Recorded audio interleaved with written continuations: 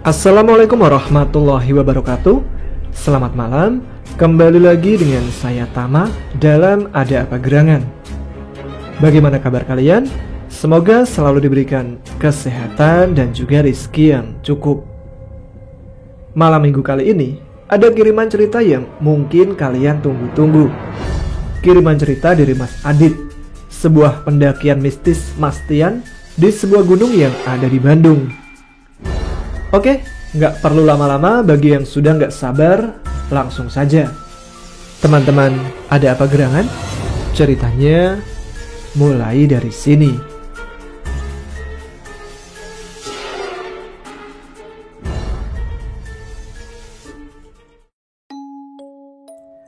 Assalamualaikum. Halo Mas Tama. Halo sahabat Ada Apa Gerangan.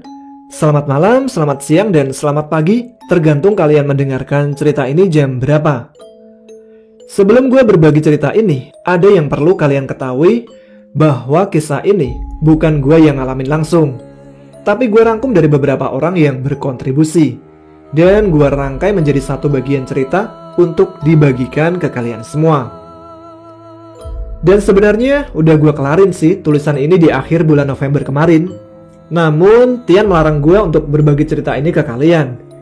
Ya, daripada gue perang dingin sama dia, masih mending ikutin kemauan dia aja ya. Dan entah mengapa baru sekarang-sekarang ini dia mengizinkan gue buat kirimin cerita ini ke Bro Tama. Dan nama gunungnya gue samarin juga ya, yang pasti masih di daerah Bandung. Sebelumnya gue pengen banget buat nulis kisah gue bareng Tian lagi, tapi mengingat kejadian ini banyak mengandung pesan moral, akhirnya gue putuskan buat nulis cerita ini terlebih dahulu. Tapi tentunya dengan yang gue tangkap dari mendengarkan cerita-cerita para teman-teman yang mengalaminya langsung. Jadi kalau misalnya ada salah-salah, gue minta maaf ya, dan mohon dikoreksi di kolom komentar di bawah. Kisah ini melibatkan Sheila dan teman-temannya, yaitu Fitri, Sandra, Hasan, Zainal, Eko, Ardi, dan tentunya bareng Tian, orang yang tak asing di channel ini. Sedikit tips dari gue buat mendengarkan cerita ini, karena kisah ini benar-benar membutuhkan konsentrasi yang tinggi biar nangkep kisahnya. Ada baiknya kalian menggunakan earphone dan pejamkan mata kalian, biarkan pikiran kalian berimajinasi mengikuti dan masuk ke dalam alur cerita ini. Tapi ingat ya, berimajinasi ke cerita ini, jangan ke Dinar Candy atau Ariel Tatum ya. Kamis 28 Oktober 2021, Sheila, Fitri, dan Sandra bertemu di salah satu kafe di kota Bandung. Layaknya persahabatan-persahabatan pada umumnya, mereka selalu mengagendakan pertemuan-pertemuan meskipun tidak rutin kapan waktunya. "Sel, ikut mendaki yuk ke gunung," celetuk Fitri. "Iya Sel, lu kan pernah muncak, ikut kita-kita yuk biar seru," Sandra menambahkan. "Emang siapa aja?" tanya Sheila. "Adalah sama teman-teman kita, ntar gue kenalin," jawab Fitri. "Kapan emang?" kembali Sheila bertanya. "Sabtu besok, deket kok, masih sekitar Bandung ini," jawab Sandra lagi. Sheila yang pada saat itu pikirannya sedang kalut dan kacau, akhirnya mengiyakan ajakan teman-temannya. Yang padahal kita ketahui, sebelum mendaki gunung, kita harus benar-benar prepare baik fisik maupun mental. Namun sepertinya karena Sheila butuh merefresh pikirannya karena kepenatan, tidak berpikir panjang lagi. Jumat sore, sepulang kerja, Sheila mempersiapkan semua perlengkapan pendakiannya, baik itu logistik dan alat-alat lainnya. Di sini Sheila mulai ada sedikit keraguan dari dalam dirinya, karena sudah bertahun-tahun dia tidak pernah mendaki dan tidak ada persiapan fisik.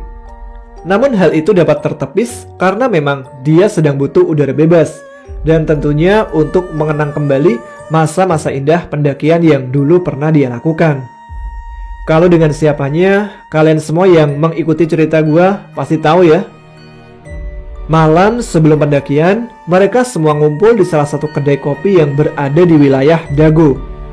Sandra dan Fitri mengenalkan Eko, Hasan, dan Zainal ke Sheila. Mereka semua membicarakan rencana pendakian besok yang akan mereka lakukan. Dan tidak terasa, waktu sudah menunjukkan pukul 10 malam. Mereka semua pun memutuskan untuk pulang dan beristirahat, mempersiapkan energi dan fisik mereka untuk melakukan perjalanan esok hari. Setibanya di rumah, Sheila langsung merebahkan badannya di tempat tidur. Dia mencoba memejamkan matanya. Namun, bayang-bayang masalah kembali membebani pikirannya. Keraguan untuk ikut mendaki pun muncul kembali. Ada keinginan untuk membatalkan. Namun, apa daya, semua sudah terlanjur disiapkan dan sudah terlanjur janji kepada teman-temannya untuk ikut. Hingga dini hari, mata Sheila tidak juga terpejam. Pikiran kalut masih menghantuinya dan bayangan masalah masih bergelantung di pelupuk mata, membayangkan sesuatu yang tidak diinginkan akan terjadi kepada dia dan orang yang dia sayang. Hingga menjelang subuh, barulah Sheila dapat tertidur. Tapi, belum sempat tertidur pulas, di antara sadar atau tidak, tiba-tiba Sheila dikejutkan dengan sepasang sosok laki-laki dan perempuan.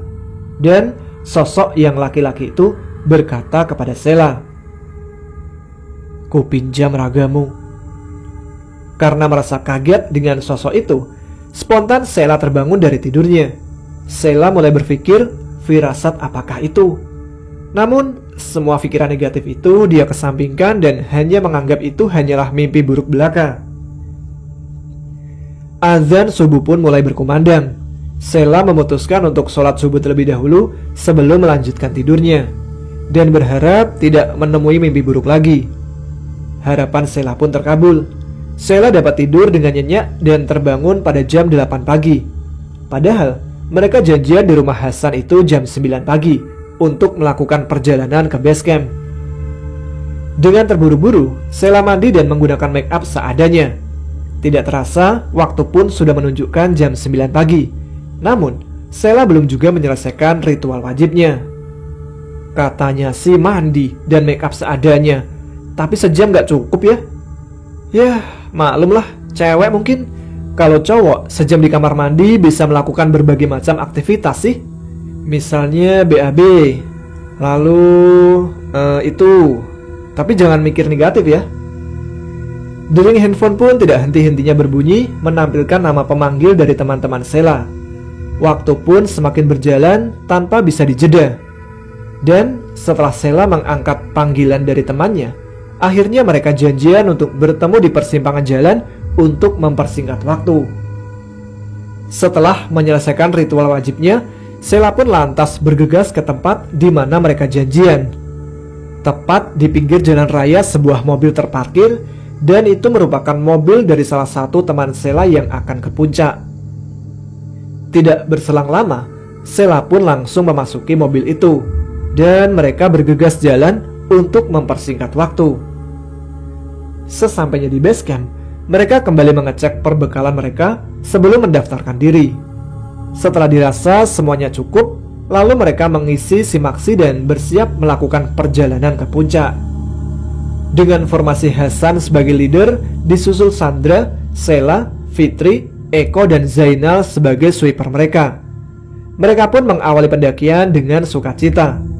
Namun, berbeda dengan Sheila yang masih menyimpan beban di dalam batinnya. Trek awal pendakian cukup landai, dengan rata-rata kemiringan di bawah 30 derajat, dan banyak bonus juga.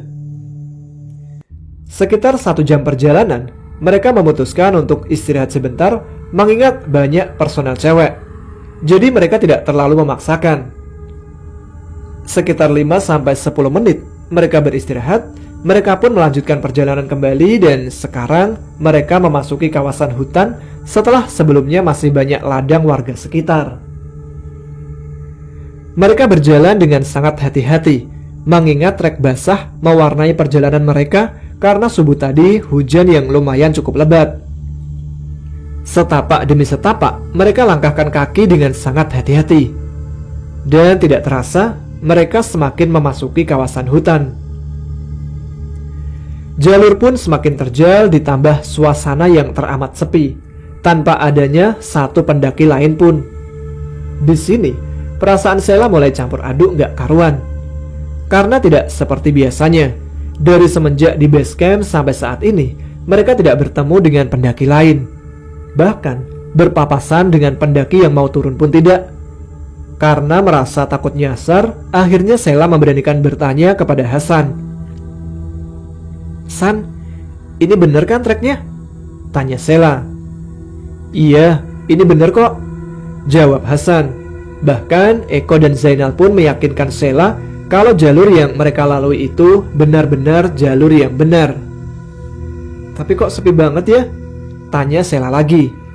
"Mungkin lagi musim hujan kali, makanya banyak pendaki yang malas buat nanjak." Eko pun menjelaskan. "Penjelasan yang masuk akal sih," batin Sheila berucap.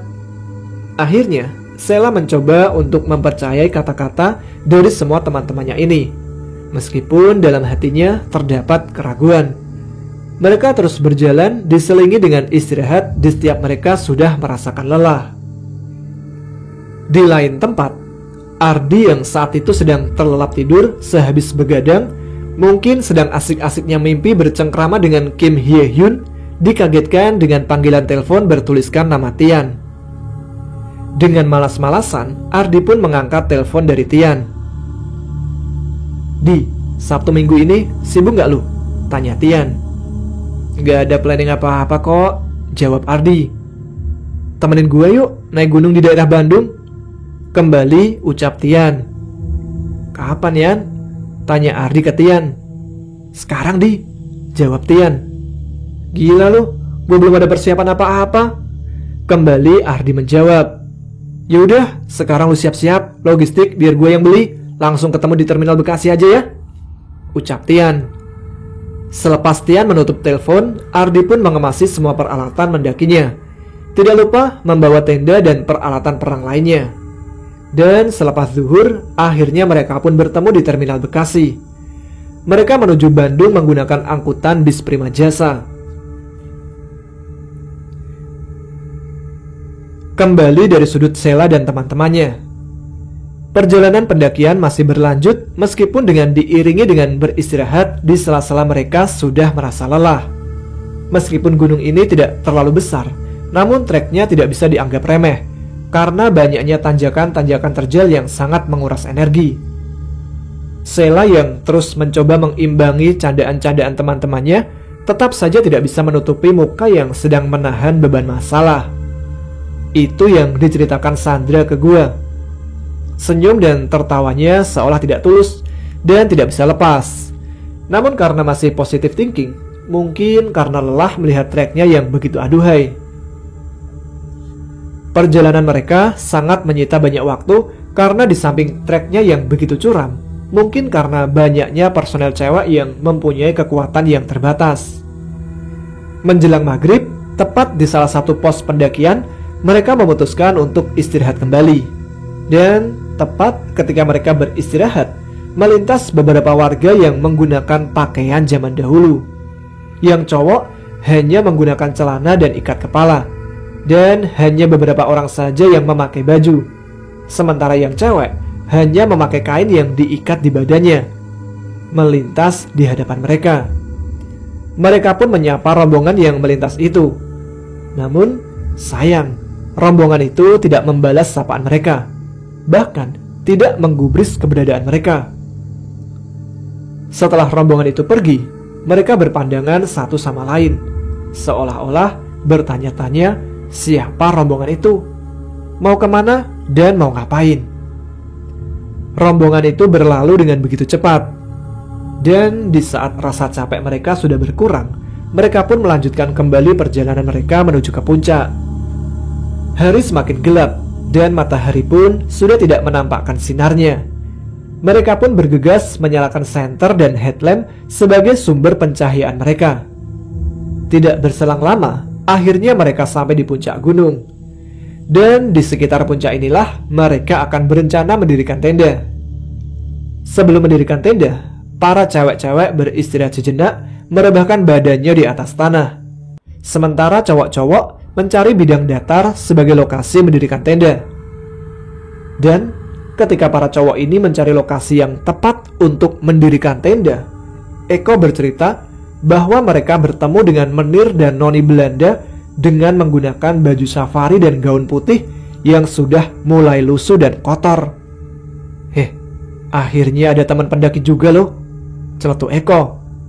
Tapi pakaiannya kayak bukan pendaki, jawab Zainal yang mulai merasa aneh.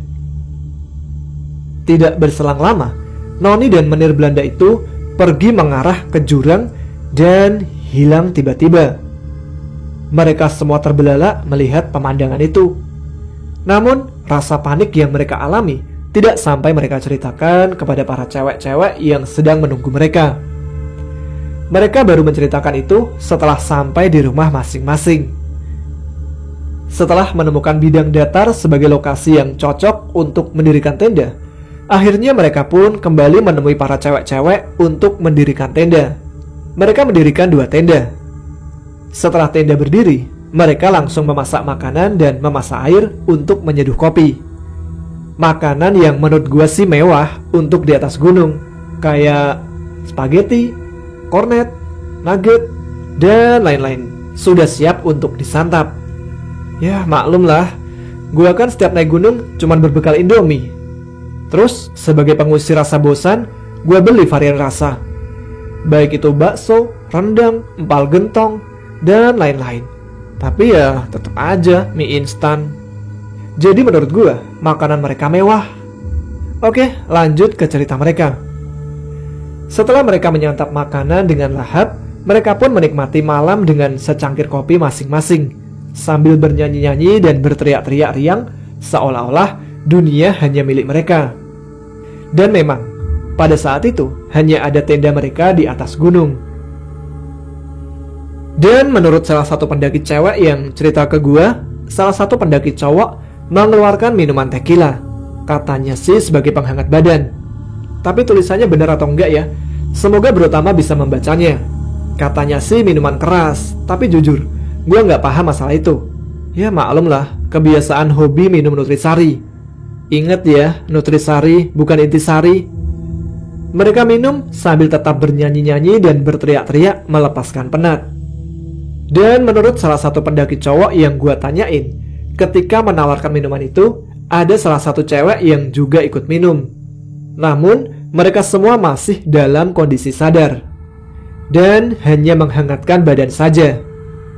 Di tengah asiknya mereka bercengkrama, tiba-tiba ada yang melempari mereka dengan biji-bijian beberapa kali dari pepohonan atas.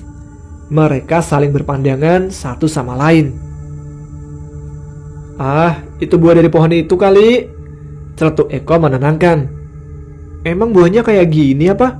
tanya Fitri.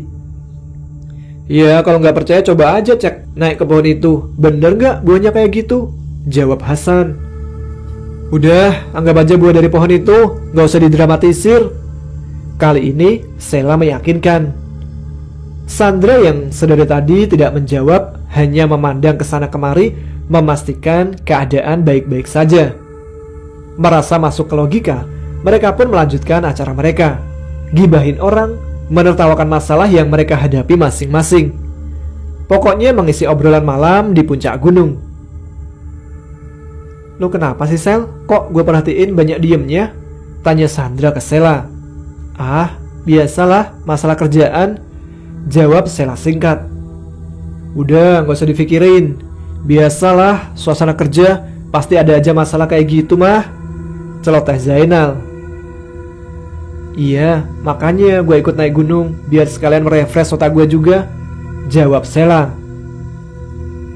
Yang penting lu jangan banyak ngelamun, apalagi kalau naik gunung gini. Eko pun memberi masukan. Tidak berselang lama mereka bercerita-cerita. Tiba-tiba para cowok terdiam dan saling berpandangan. Fitri yang sadar dengan keanehan mereka pun menanyakannya. Kenapa sih kalian? San, lu lihat gak? Tanya Zainal ke Hasan. Hasan hanya mengangguk pelan memberi isyarat. Iya, gua ngeliat ada kayak yang berlari cepat banget. Eko pun menjawab pertanyaan Zainal. Ah, mulai halu kalian, celetuk Sela.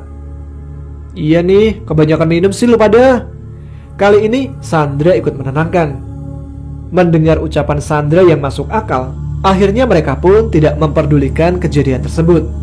Namun, semakin mereka melogikakan kejadian-kejadian yang mereka alami, semakin kerap juga mereka mengalami kejadian aneh. Hingga pada suatu saat, mereka semua melihat bayangan putih yang keluar dari salah satu pohon besar. Semakin lama, bayangan itu semakin nyata. Setelah mereka amati baik-baik, ternyata itu adalah Mr. Pocong. Dia seolah-olah mempermainkan mereka dengan keluar masuk pohon beberapa kali. Hal itu membuat mereka lari tunggang langgang untuk memasuki ke dalam tenda, tanpa peduli peralatan mereka yang masih di luar. Di tempat lain, dari cerita Ardi selepas Isya, mereka baru mulai melakukan perjalanan pendakian dari base camp. Suasana sepi dan gelap gulita menemani perjalanan malam mereka. Hanya suara-suara binatang hutan malam yang terdengar di telinga tanpa banyak obrolan di antara mereka. Hingga pada satu tanjakan yang terjal, Ardi yang berjalan paling depan melihat sosok yang bertubuh manusia namun tanpa kepala. Sontak Ardi pun berteriak sekencang-kencangnya dan hendak berlari putar arah.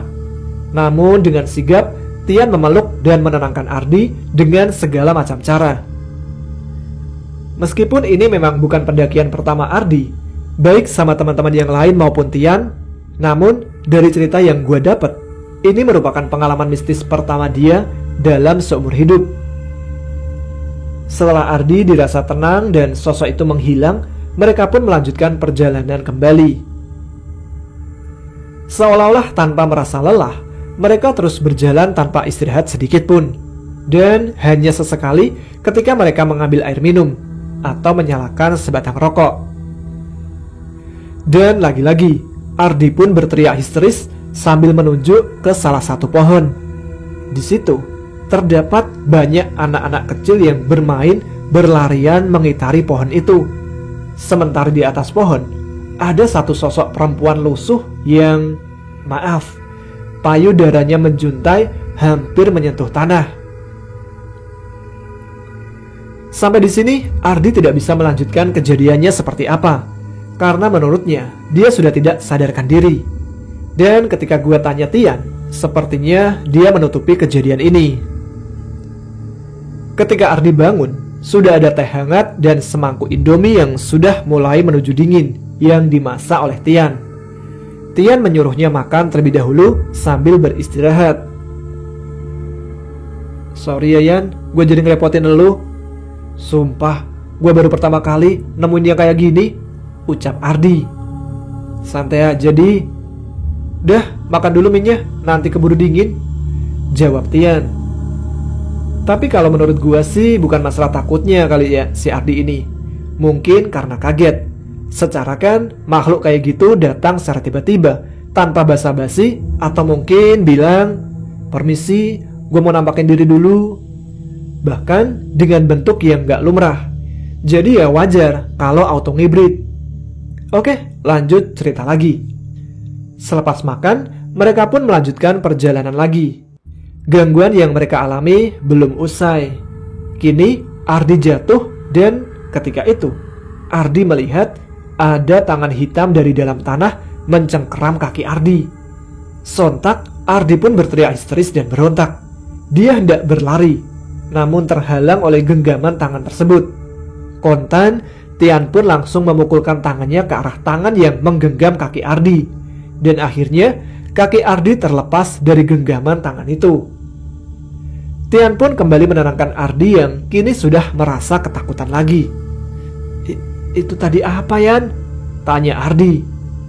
Itu akar pohon, sambil menunjuk ke arah akar di samping jalur. Bukan, Yan, tadi kayaknya tangan warna hitam, jawab Ardi. Ah, lu salah lihat itu. Makanya jangan mikir yang aneh-aneh, kembali Tian menjawab. Yan, gua turun aja kali ya, pinta Ardi. Udah deket kok Di, nanggung, lanjutin aja, jawab Tian. Daripada gua ngerepotin lu mulu, Yan, gak apa-apa dah, gua balik sendiri aja. Lu lanjut aja, celoteh Ardi. Gak ada yang direpotin kok, lagian kan gue yang ngajak ke lu. Udah, gak usah mikir macam-macam, istirahat dulu, abis itu baru lanjut lagi, jawab Tian lagi.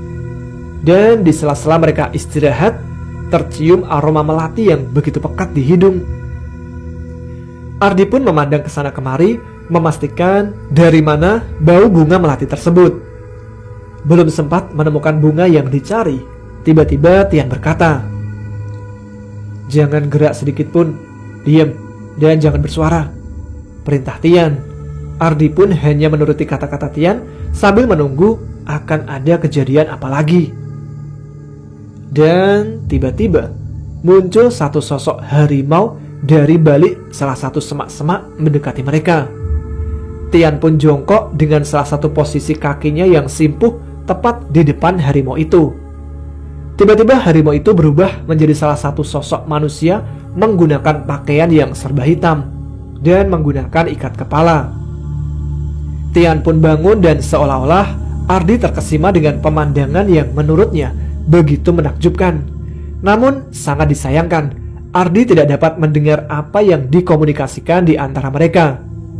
Dan ketika gua coba gali dari Tian dengan bertanya langsung, Tian hanya menjawab bahwa Ardi halu, seolah-olah dia menutupi kejadian-kejadian yang dialami. Tidak berselang lama, mereka pun kembali melanjutkan perjalanan menuju puncak yang jaraknya memang tidak begitu jauh lagi. Dan tepat pada dini hari, mereka sampai di puncak gunung. Suasana pada saat itu sangat begitu sepi. Hanya terlihat 2 atau 3 tenda dan lampunya masih menyala. Mereka berdua pun bergegas mendirikan tenda dan memasak. Namun, dirasa masih kenyang, mereka memutuskan hanya memasak air untuk menyeduh kopi. Kopi hitam panas dan sebatang rokok menemani dinginnya udara puncak di malam itu.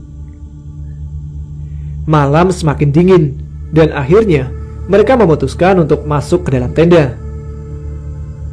Kita kembali dari sudut pandang rombongan Sela. Tepat pada jam 11 atau 12 malam, mereka berlari memasuki tenda untuk tidur. Namun apalah daya, ketakutan menghinggapi mereka yang mengalahkan rasa kantuk sehingga menyulitkan mereka untuk tidur. Masih dalam keadaan terjaga, tenda yang mereka diami tiba-tiba seperti ada yang menggoyang-goyang. Mereka berpandangan satu sama lain. Kenapa ini? Tanya Sandra. Angin kali, jawab Fitri mencoba untuk berpikiran positif. Tapi gak ada suaranya, ucap Sandra kembali. Mereka pun hanya terdiam sambil bertanya-tanya dalam hati apa yang terjadi pada tenda mereka. Tidak berselang lama dari kejadian itu, mereka semua dikejutkan dengan tiba-tiba Sela berteriak histeris sambil menunjuk-nunjukkan telunjuknya ke arah pintu tenda yang tertutup rapat. Dan hanya sesaat, kini dengan posisi terduduk, Sela menggerak-gerakkan badan serta tangannya seolah-olah seperti gerakan pencak silat. Sontak mereka semua kaget di pemandangan ini. Dan refleks, Fitri pun berlari ke tenda sebelah meminta bantuan para cowok. Semua cowok pun datang ke tenda mereka memegangi badan Sela yang tidak mau diam. Kenapa, Fit? Tanya Zainal. Gak tahu, tadi tenda ada yang goyang-goyang, terus Sela teriak langsung kayak gini, kata Fitri. Ini sih kesurupan, jawab Eko. Ayo, bacain surat-surat Al-Quran, kembali Eko berucap. Kini mereka semua membacakan ayat kursi untuk mengusir sosok makhluk yang masuk ke dalam tubuh Sela. Namun tidak dengan Sandra karena Sandra beragama Kristen. Tentunya dia berdoa dengan caranya sendiri, berbeda dari yang lain. Lama sekali Sheila kemasukan sosok ini dan membandel tidak mau keluar meskipun sudah beberapa surat dari Al-Quran mereka lantunkan, sehingga membuat mereka sedikit putus asa. "Nal, minta tolong tenda sebelah lagi. Tadi gua lihat di ujung ada tenda," perintah Hasan. "Temeninlah, jangan sendirian, takut gua," kata Zainal.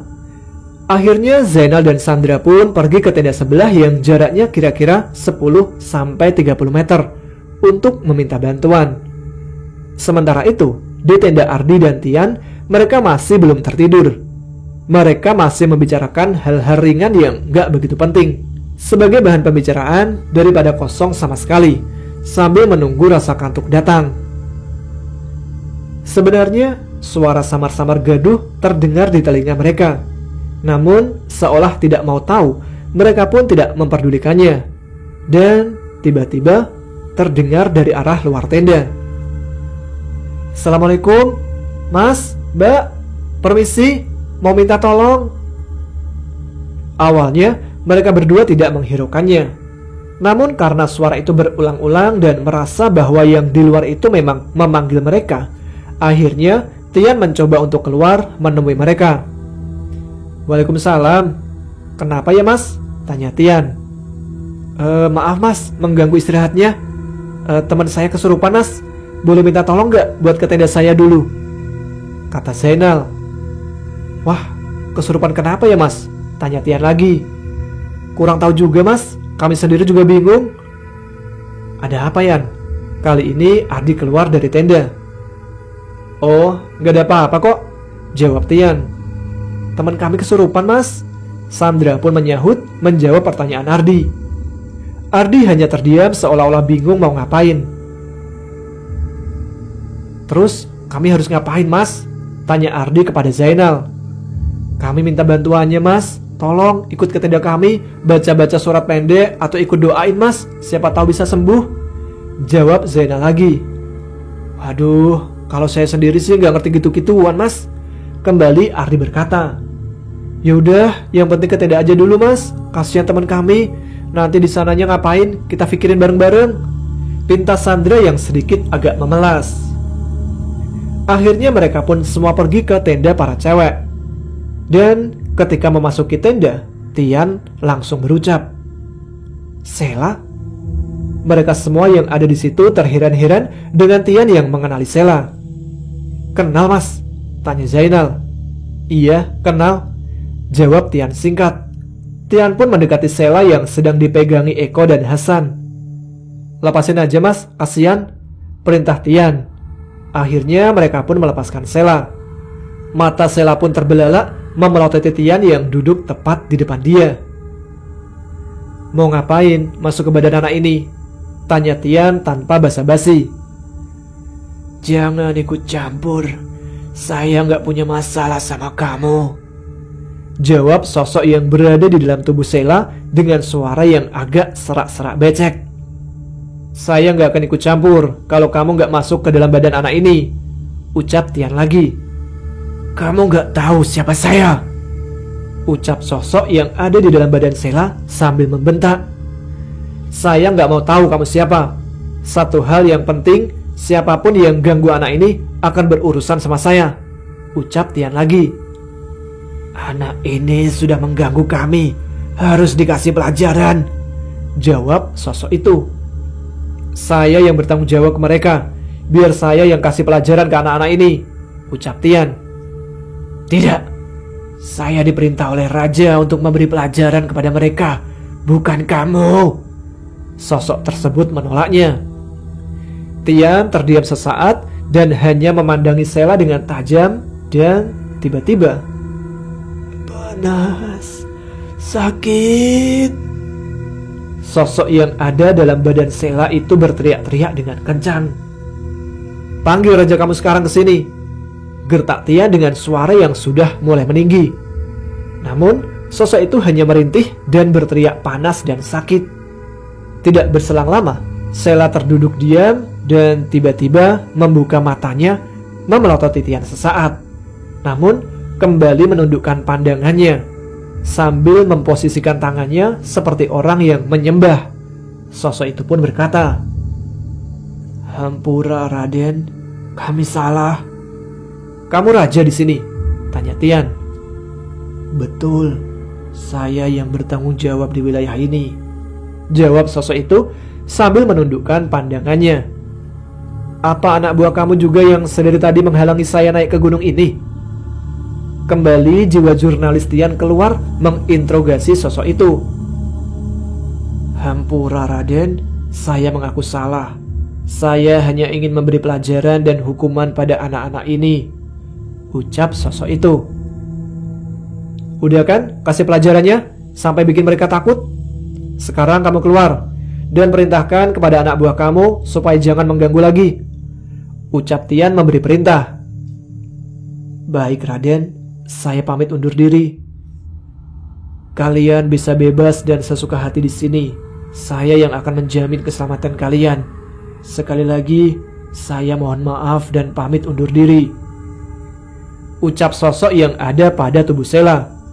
Tidak berselang lama, sosok itu pun keluar dan Sheila pun pingsan tidak sadarkan diri. Tian pun meminta sebotol air pada teman-teman Sheila dan meminta untuk meminumkannya di saat dia sudah sadar. Ketika Tian dan Ardi hendak berpamitan untuk kembali ke tenda, Eko mencegahnya dan mengajak untuk ngopi-ngopi dulu sebagai tanda terima kasih. Ardi dan Tian pun tidak menolaknya. Mereka ngopi-ngopi tepat di depan tenda cewek. Tanpa ditanya oleh Tian, mereka pun mengakui kesalahan-kesalahan mereka. "Masalah minum-minum di gunung, saya nggak mau menyalahkan dan tidak membenarkan juga. Tapi kalau imbasnya kalian lupa diri dan nggak sampai kontrol, sehingga berteriak-teriak bebas seakan-akan dunia cuman ada kalian, ya itu salah besar. Mungkin ada hewan atau makhluk-makhluk lain yang merasa terganggu dengan tingkah kalian ini. Seyogyanya kalian harus bisa saling menghormati, bukan hanya kepada sesama manusia, tapi kepada sesama makhluk. Niscaya kita sopan, mereka pun akan segan," ucap Tian. Mereka pun menyadari akan kesalahan mereka. Tidak berselang lama, Sheila pun bangun dan teman-teman ceweknya memberinya minum sesuai arahan Tian. "Gua kenapa?" tanya Sheila ke teman-temannya. "Tadi lu kesurupan. Tuh, orang yang ngobatin lu masih di luar," jawab Sandra. Sheila pun bergegas keluar tenda dan betapa terkejutnya dia ketika melihat Tian. Tanpa sepatah kata yang keluar dari Sheila, dia pun langsung berlari memeluk Tian dengan air mata yang bercucuran. Teman-teman yang lain pun terheran-heran dengan kejadian ini. Sedekat apa mereka? Dan ada hubungan apa di antara mereka? Masih menjadi tanda tanya besar di dalam benak teman-temannya. Bahkan termasuk Ardi, teman dari Tian. Banyak kejadian yang mengharukan yang terjadi di sini. Namun sayangnya, Sheila melarangnya untuk dipublish. Kita hormati kemauan Sheila aja ya guys. Yang penting dia sudah mau berbagi cerita ke gua dan bisa gua sampein ke kalian. Melewati waktu subuh, sekitar jam 5:30 pagi, Ardi dan Tian pun pamit untuk menunaikan sholat subuh terlebih dahulu. Dari mata kawan-kawannya Sheila, terlihat jelas Sheila yang seolah-olah enggan melepaskan genggaman tangannya kepada Tian yang pamit. Namun, dengan alasan sholat subuh, Sheila pun tidak bisa mencegahnya. Selepas Tian dan Ardi undur diri, mereka semua istirahat mengingat waktu istirahat mereka yang teramat sangat kurang dan kembali terbangun sekitar jam 9 pagi. Mereka semua bergegas keluar untuk memasak. Namun, kembali wajah murung terpancar dari muka Sheila, yang seketika melihat tenda dari idolanya sudah tidak ada lagi. Mungkin Tian dan Ardi sudah turun ketika Sheila sedang terlelap dalam tidurnya. Namun yang gue dapat info dari Ardi, mereka turun tepat pada jam 8 pagi. Hanya bersimpang 1 jam saja ya dari Sheila bangun ini. Oke, lanjut sedikit lagi. Setelah mereka memasak dan makan, mereka pun sempat menikmati sisa-sisa udara pagi dari alam sekitar dan melakukan perjalanan turun pada jam 11 siang. Dan alhamdulillah bisa selamat sampai ke rumah masing-masing tanpa adanya satu rintangan pun. Selesai. And wassalam. Sekali lagi, Kisah ini gue rangkum dari beberapa yang mengalami kejadian ini, dan gue rangkai menjadi satu bagian cerita. Gue pribadi mohon maaf kalau ada beberapa yang bikin kalian bingung, tapi gue mau ngucapin terima kasih banyak buat semua orang yang terlibat dalam cerita ini dan mau membagikan kisahnya ke gue, sehingga gue bisa membagikan kisah ini ke kalian semua. Tapi nggak buat Tian, nggak ada terima kasih buat dia. Dia sama sekali nggak mau nyeritain apa-apa guys. Setiap kali gue tanya, dijawabnya sama candaan-candaan mulu. Dan sedikit pelajaran yang gue tangkap dari cerita ini adalah berhati-hatilah dalam memilih teman. Boleh kita berteman dengan siapa aja, tapi lihat dulu apakah temannya ini menjerumuskan atau tidak. Berteman dengan preman dan pemabuk pun sah-sah saja selama tidak menjerumuskan kita. Tapi kalau dia menjerumuskan ke hal yang negatif, ya buat apa? Kalau kalian dari cerita ini dapat pelajaran apa kira-kira? Jawab di kolom komentar bawah ya. Dan kenapa Sheila yang kesurupan? Karena menurut gua, dulu banget Sheila kan pernah kesurupan juga nih. Gua pernah dengar kalau seseorang yang pernah kesurupan suatu saat pasti akan kesurupan lagi. Atau mungkin kalian punya pendapat lain. Bisa diskusi di komentar bawah juga ya. Oh iya, satu hal lagi. Tepat sehari setelah Semeru meletus di akhir tahun kemarin, Tian dan teman-teman gue naik ke Semeru, meskipun dilarang. Dan ke Gunung Prau. Kabarnya sih ada cerita mistis juga. Semoga nanti gue bisa dapat kisahnya ya guys, sehingga kalian bisa menikmatin juga. Oke lah, segitu saja ya yang bisa gue ceritain buat kalian. Semoga kalian mengerti jalan ceritanya, dan semoga gak ada hujatan-hujatan ke gue. Oke, salam sehat. Wassalamualaikum.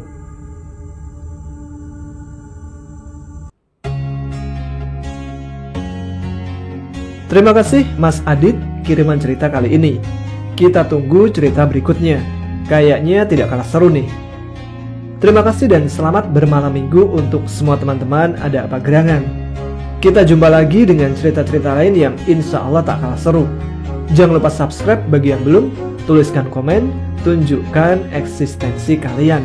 Saya Tama pamit, tetap semangat, jaga kesehatan, selamat malam, selamat beristirahat. Wassalamualaikum warahmatullahi wabarakatuh.